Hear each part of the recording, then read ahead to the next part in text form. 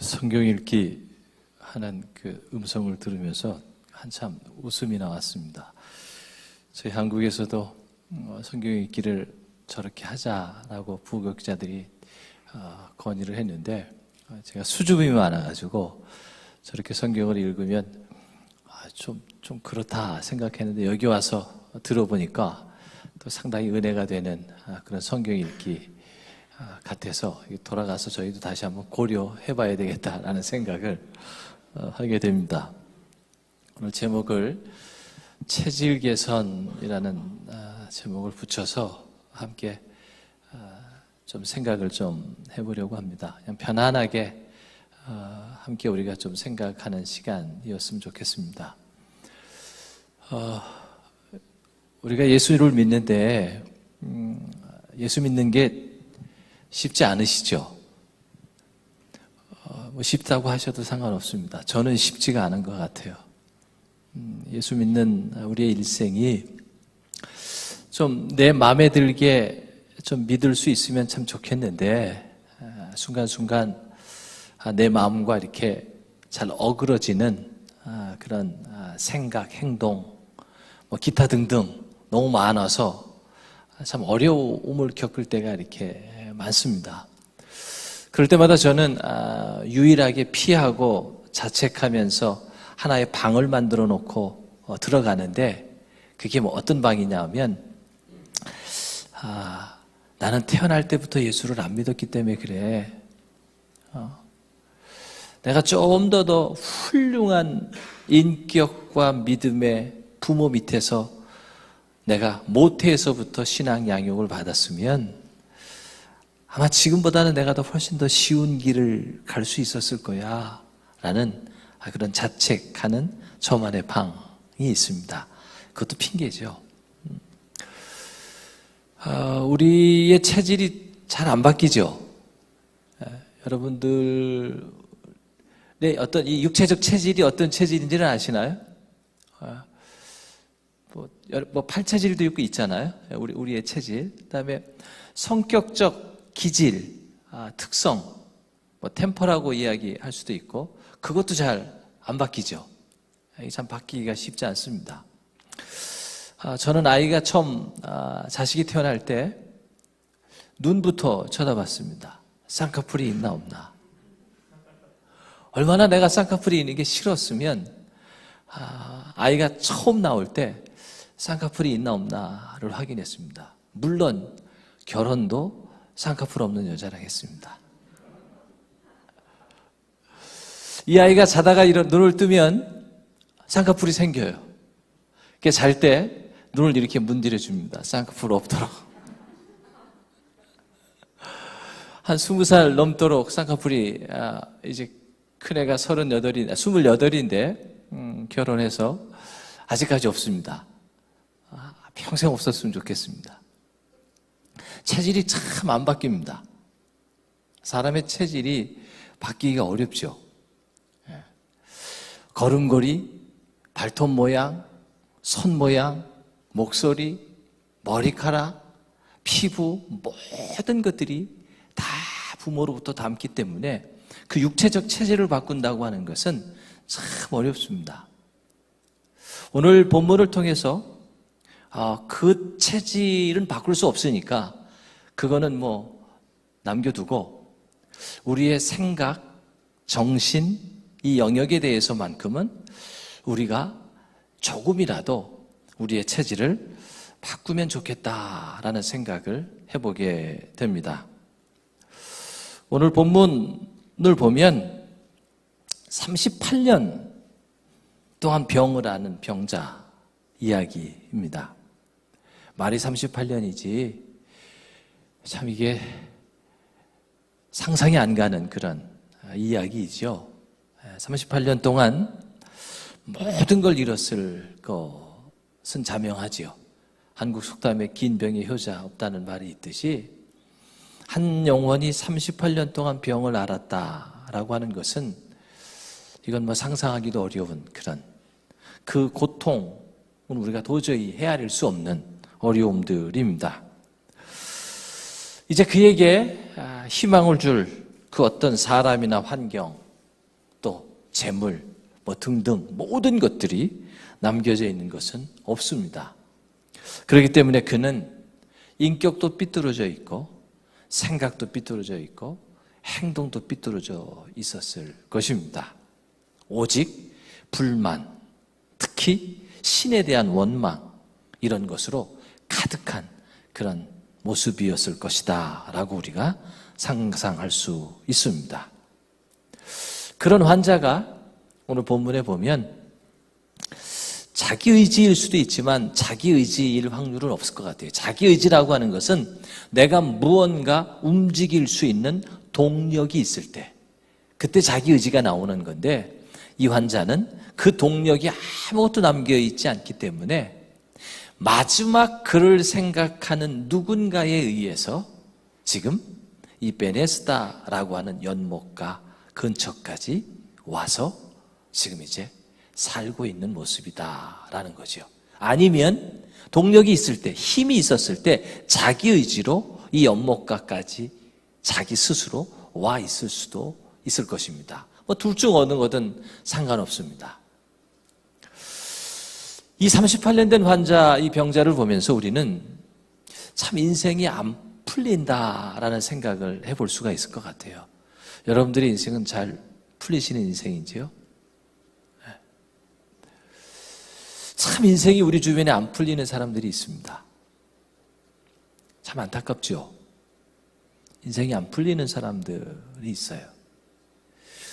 자기의 잘못인지 부모 탓인지 조상 탓인지 업본지 뭔지 안 풀리는 사람들이 있습니다.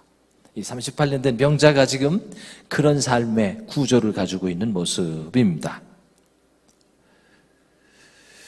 그런데 이 38년 된 병자는 그 안 풀리는 구조 속에서 자신의 의지든 타인의 의지든 지금 연못가에 와서 마지막 희망을 걸고 있는데, 그게 뭐냐 하면 연못이 동할 때, 물이 동할 때 거기에 제일 먼저 들어가면 병이 낫는다라고 하는 그런 기대입니다.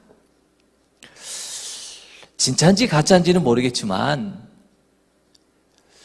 어떻게 인생이 안 풀리면 진짜 되도 않는 그런 상황 속에서 자기 생명을 거기에 의지하고 마지막 보루로 인생을 살아가고 있는가.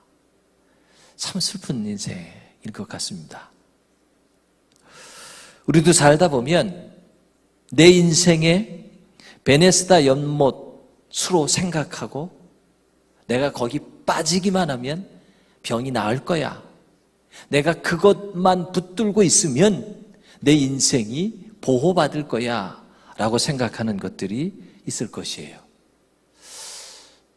어떤 사람은 자식일 수 있고, 어떤 사람은 돈일 수도 있고, 어떤 사람은 명예일 수도 있고, 어떤 사람은 자존심일 수도 있고, 어떤 사람은 건강일 수도 있겠지요. 여러분들은 여러분들의 베네스다 연못가 무엇인지요? 저마다 다 있을 거예요.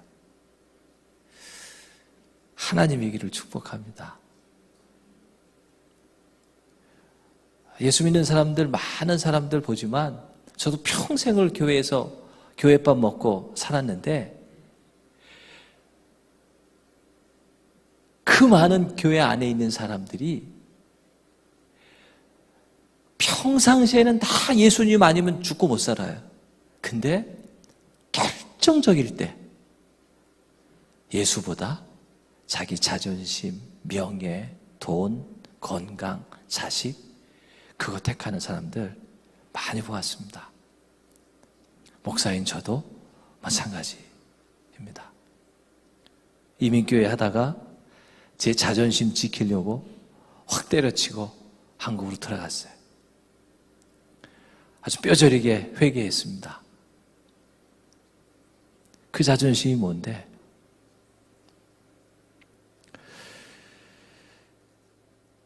또 많은 사람들이 우리가 인생을 살아가면서 내 의지와 상관없이 여기가 베네스다 연못가다라고 우리를 유혹하는 사람들이 많습니다. 그리고 그 유혹에 넘어가곤 하지요. 우리 스스로가 여기가 베네스다 연못가다라고 생각하는 경우도 있고, 또 많은 사람들은 그렇게 깊게 고민하지 않고 시대의 흐름에 자기 자신을 놓아서 그냥 같이 묻어가는 거죠. 특히 한국 사람들에게서 그게 많이 발견되죠. 이민자들은 좀 덜할 것 같아요. 개성들이 좀 있으시니까. 그러나 고국은 참 이 군중 심리가 무섭습니다. 그냥 개념 없이, 생각 없이 대세가 흘러가는 방향 속에서 흘러가는 경우들이 너무너무 많아요. 남들이 다 머리 짧으면 같이 짧아야 되고, 유명한 옷 입으면 같이 유명한 옷 입어야 되고, 안 입으면 이상하게 뒤처지는 것 같으니까 그냥 흘러가는 거예요. 같이 묻어가는 거죠. 이 군중 심리가 유교 문화에는 참 아주 뿌리 깊게 자리하고 있습니다. 이쪽 저쪽에서 여기가 베네스다야 라고 외치니까 거기에 다 이렇게 빨려가는 거죠. 오늘 이런 상황 속에서 이 병자에게 예수님이 다가오십니다. 그리고 그가 38년 병으로 앓았던 삶, 그 이외에 또 가지고 있어 살아왔던 그의 일평생의 삶의 태도, 고질병 같은 것들을 지금 예수님이 그 병자와의 대화를 통하여 새삼 깨닫게 해주고 있습니다.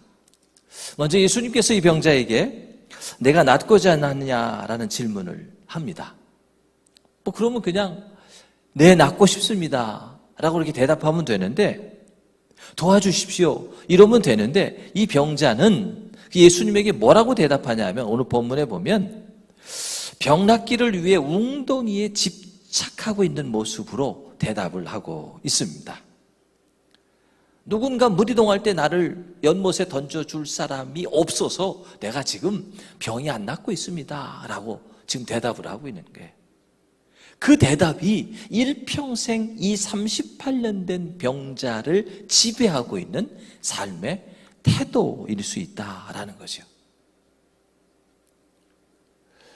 많은 사람들을 교회에서 만나보면 저마다 삶의 이유들이 다 있습니다. 근데 그 이유들은 다 타당해요. 얼마나 타당한지 몰라요. 타당할 뿐만 아니라 정확하게 분석하고 판단하고 결론이 내리는 그 결론이 맞아요. 그런데 문제는 그 분석의 결론 때문에 그의 삶이 더 이상 앞으로 나아가지 못할 때가 많았다라는 거죠. 우리의 삶을 막힐 때에는 돌아가면 안 되고, 막힐 때에는 완전히 정반대의 생각을 하는 것이 필요하다라는 거예요. 저처럼 쌍꺼풀이 싫으면 쌍꺼풀 없는 여자를 만나야 되는 겁니다. 오늘 이 병자가 내가 낫고자 하느냐라는 질문 앞에 예, 낫고 싶습니다 라고 대답하며 나아가면 되는데, 이 병자는 지금 절차적 행동 속에서 자기의 병 나아야 하는 그 욕망이 누군가의 도움을 통해서 병을 지금 낫고자 하고 있다라는 것입니다. 이런 수동적인 모습으로 베네스다 연못가에 온 이 병자, 이 병은 고쳐지기가 어려울 것입니다. 3절에 물이 동한다라는 말이 나와요. 물이 동한다.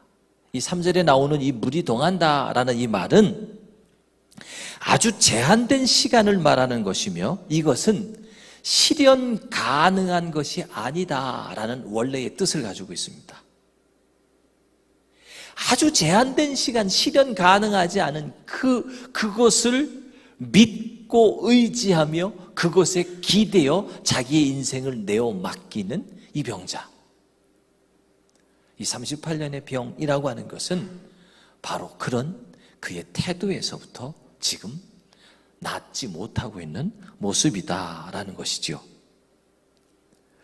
이 베네스다라고 하는 이 말의 원래 의미가 은혜라는 뜻인데, 은혜의 그 주변에 은혜가 아닌 온통 경쟁과 살벌한 삶의 긴장만이 있는 그런 모습으로 지금 가득 차여져 있다라는 것이죠.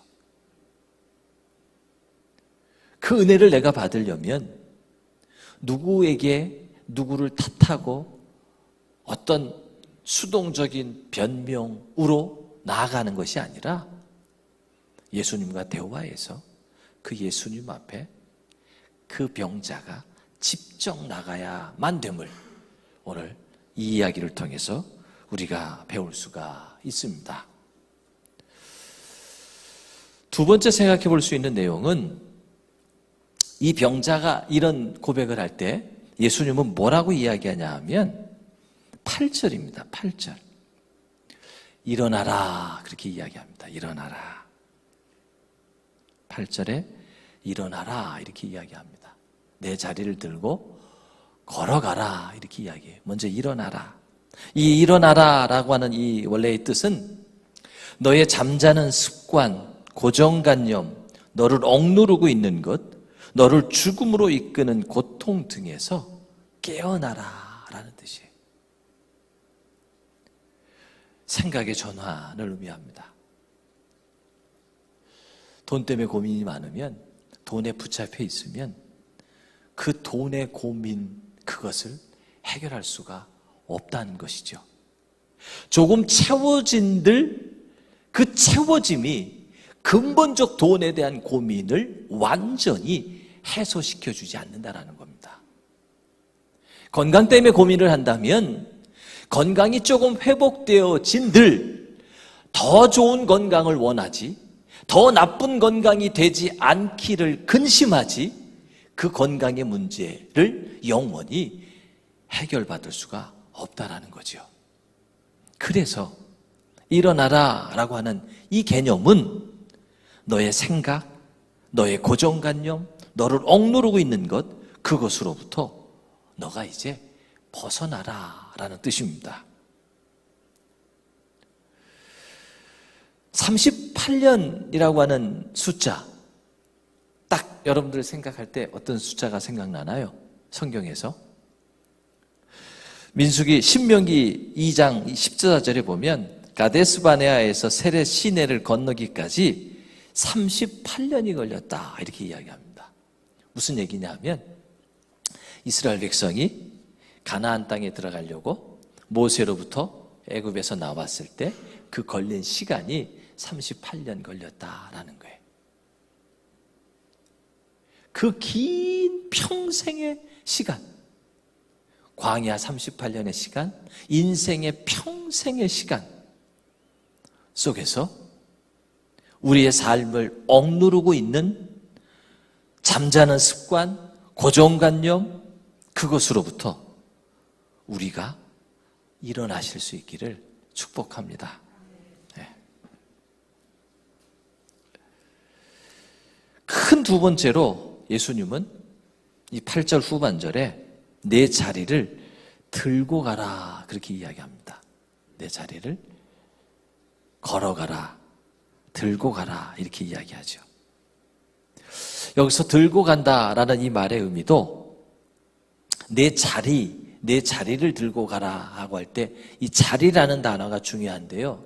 이 자리라고 하는 것은 너가 안주하고 너가 마지막 보루라고 생각하는, 너를 위한 가장 안식처라고 생각하고 있는 그것, 너가 믿을 수 있는 그것을 버리라라는 뜻입니다.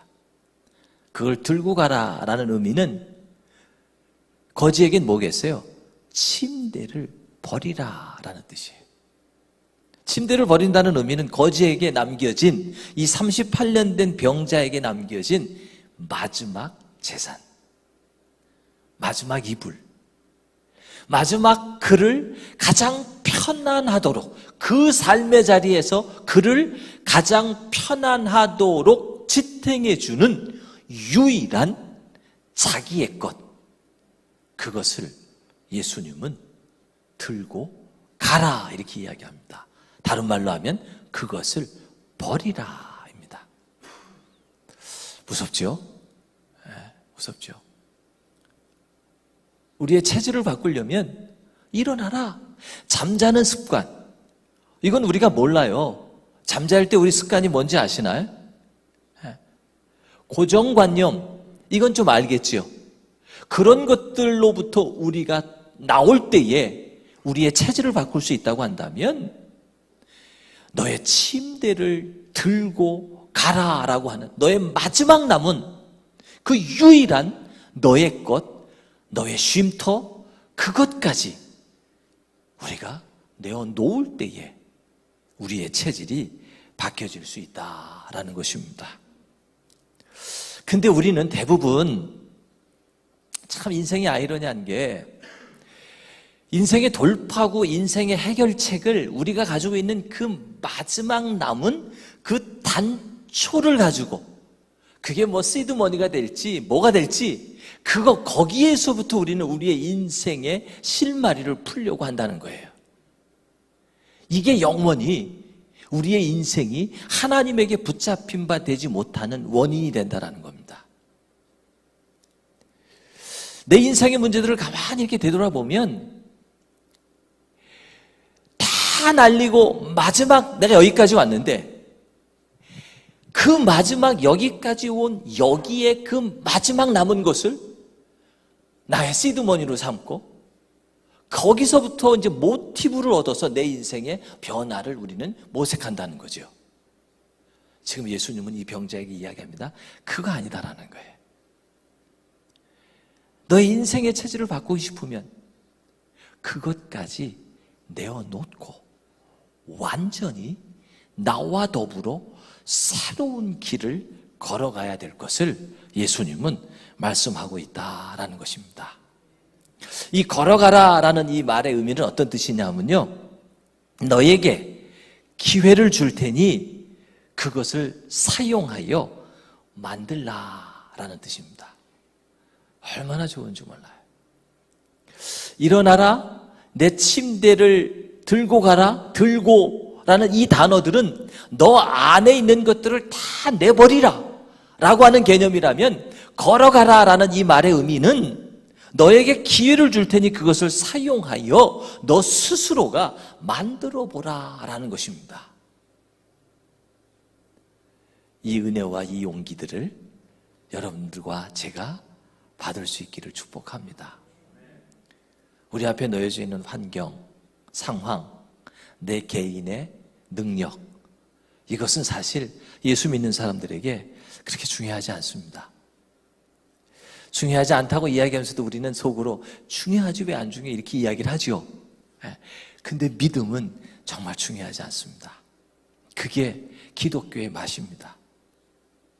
제가 평생 불교를 무지하게 좋아하는데 불교인이 될 수 없었던 궁극적 이유가 바로 거기에 있습니다. 불교에는 무에서 유를 만들어내는 생명력이 없어요. 무한대에서 무로 내려가는 거는 있어도 자기 비움은 만들어낼 수 있지만 무에서 유를 만들어내는 생명력이 불교에는 없습니다. 그런데 우리 기독교는 무에서 유를 만들어내는 그 무한대의 능력이 하나님의 손에 달려 있습니다. 그래서 우리 기독교가 생명력 있는 종교가 될 수 있는 것입니다. 그 하나님을 제대로 믿어서 기적의 삶들을 다 만들어내시기를 축복합니다.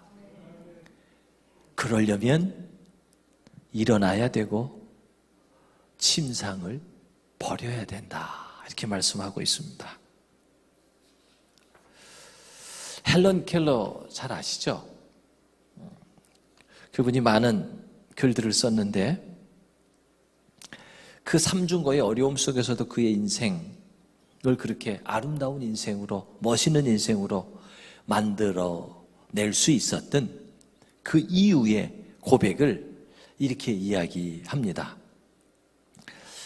이게 한국말로 해석을 해서 좀 어려울 수도 있는데 좀 잘 들어보시기 바랍니다. 안정성이란 미신과도 같은 것이다. 위험을 피하는 것이 위험 앞에 노출되어 있는 것보다 결코 안전하지 않다.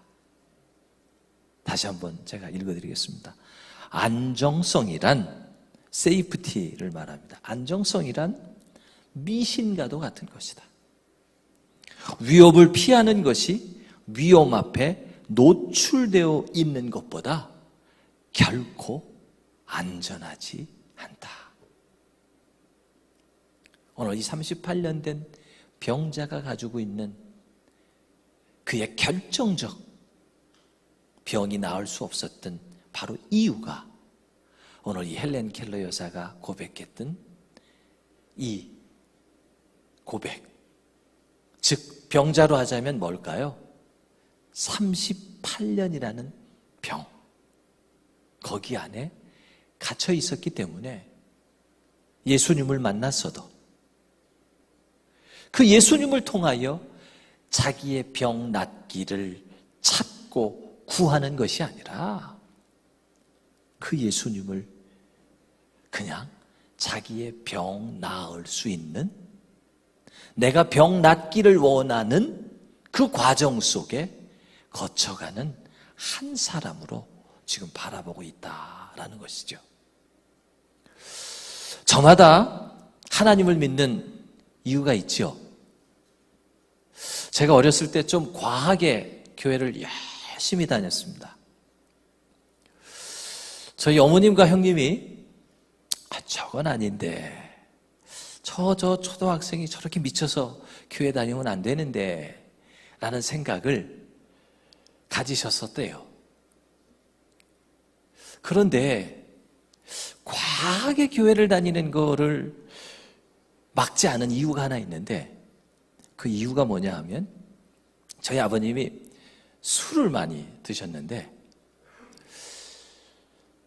좀 과하게 다니면 아빠를 닮지 않고 술을 좀 덜 먹을 수 있지 않겠는가 라는 그 이유 때문에 교회를 과하게 다니는 것을 막지 않았다라고 나중에 이제 웃으면서 저에게 하셨습니다. 근데 그걸 안 먹었더니 술보다 더한 중독이 돼서 목사가 됐다, 이제 이런 이야기였습니다.